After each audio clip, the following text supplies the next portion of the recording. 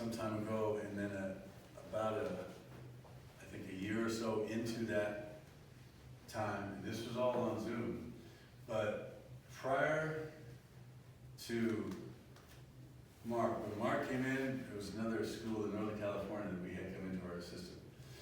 When Speakman and I went our separate ways, I remember saying then to all my senior ranks, I said, I will never have anyone come into our system under me that wasn't organic, meaning coming from white belt through black belt.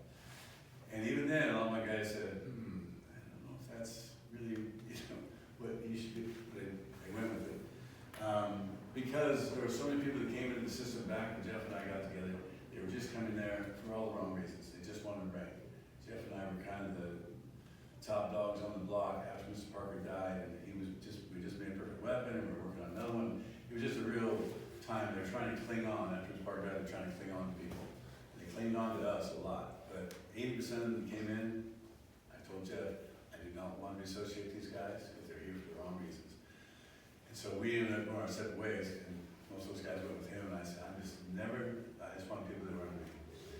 Mark broke the mold, and so when I found out he wanted to come and be part of us, then I made inquiries and heard from lots of different people about who this guy was, and decided, let's have him come in. I think this is a guy that has the same philosophy we have when it comes to martial arts.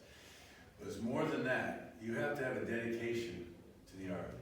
He's one of the, I don't want to say the few, but a fairly rare breed that has been doing martial arts this long and still teaches every day and still gives back and goes to business seminars and goes to other seminars. He's always searching for more and new information to make himself better in every way, the tiger and the dragon, so he then can make all of you better.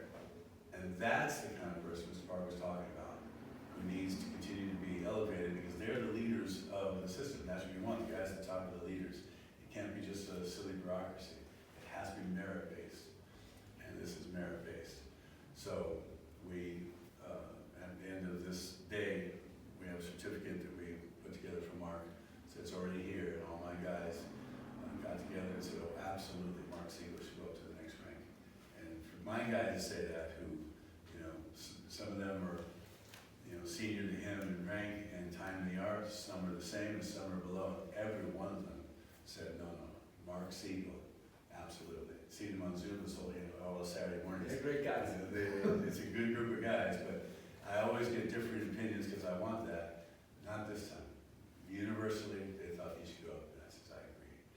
So at your leisure, you'll put another stripe on that belt. We have a certificate today, but please put on the belt back on now as the new belt. So Mark will be at the 7th dan now. And again, if everyone who achieved rank, and I think we were talking about this over the weekend as well, there's a lot of folks out there who in the last 30 years continued to put on rank and giving nothing back to the system. And Mark's not one of those. We're proud to have him. So good. And please, horse stance.